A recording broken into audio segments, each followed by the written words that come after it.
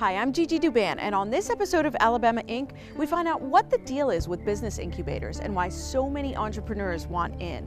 And Pat Duggan sits down with Michael Sellers, founder of Good People Brewing. And finally, correspondent Josh Sneed gets a look at Ed Waldrop's huge remote control planes. All that's coming up on Alabama Inc.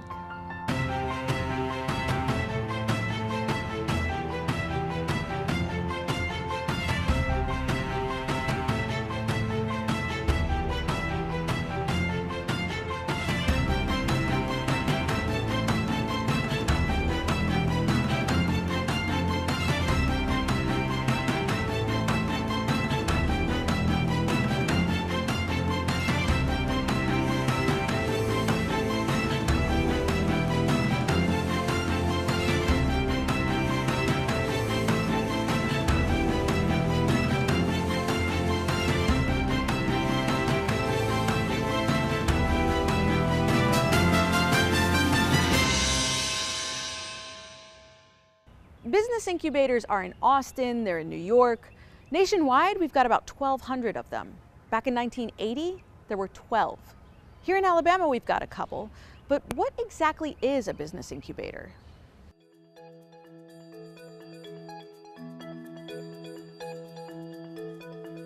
Innovation Depot in Birmingham is the biggest incubator in the state. It partners with UAB and features 94 startup companies. Devin Laney runs the place. So our job is to help companies that come in the door stay focused, grow, graduate out of the program into the community where they can continue to grow and have an impact. The incubator opened its doors in 2007. Since then, the number of companies there has more than doubled. So we started at that point with 40. We moved in here with 40. We now have 94 companies in the Innovation Depot. So we're the largest technology incubation program and facility in the Southeast. We're one of the largest in the country. We focus primarily on early stage technology. Why technology? Because that is where we see the most rapid growth and the most economic impact. If you really want to have a knowledge-based economy, those are the kind of jobs you want. You want high-paying jobs, very high-skilled, knowledge-based jobs. That's going to drive the economy going forward. It takes a different kind of setup when you've got almost 100 companies under one roof.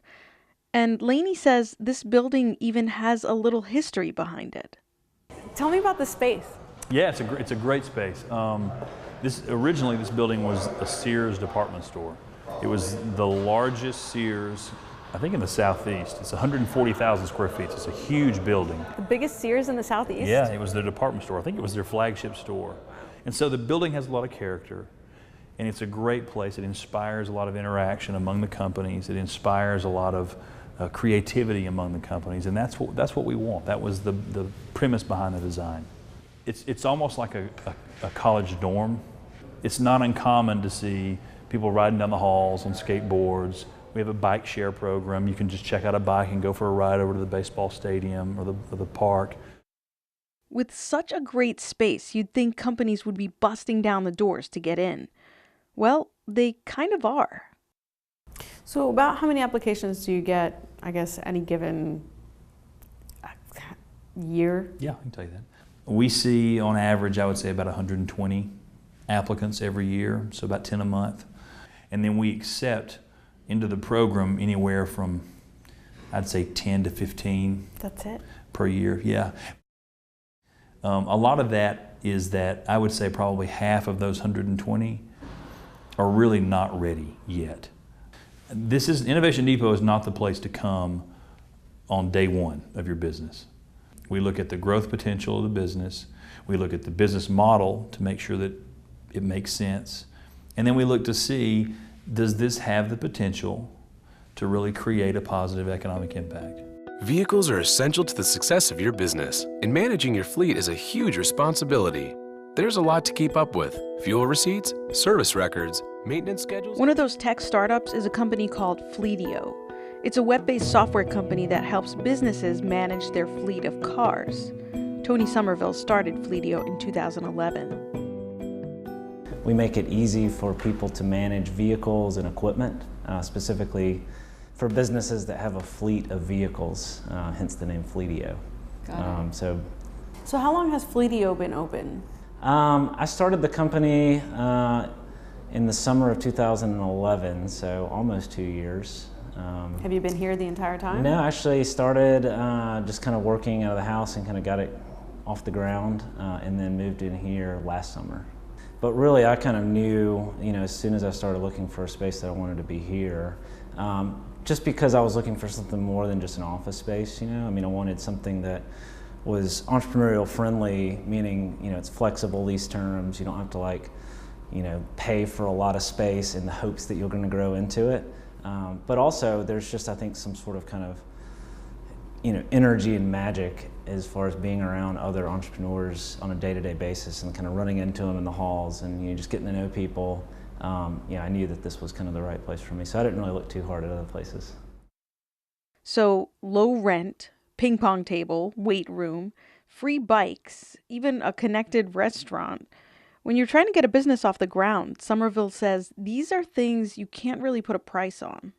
It's incredibly rewarding to be doing your own thing, but it's difficult, and being around other people who are kind of going through the same thing as you is it's so valuable that you kind of become kind of this community of friends, more or less, because you're all sort of going through the same thing, and we may not be in the same industries and doing the same type of product and everything, but if you see somebody in the building having success with a particular part, it's pretty easy.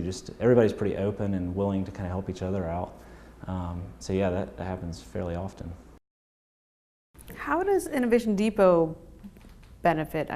Where do you win in all of this? For us, the more companies that I can have come through the program, graduate successfully, and continue to grow and hire people, to me improves the entire ecosystem. I call it an ecosystem. So the entire innovation ecosystem in this region, and it attracts more of those kinds of people, more of those entrepreneurs, those young entrepreneurs. It attracts them. I feel like the more success our companies have, the more success the ecosystem, the broader ecosystem will have, and then therefore the more success we'll have, because we'll have more companies and we'll have more economic impact. And that's how we measure our success, is the impact. Coming up next on Alabama Inc.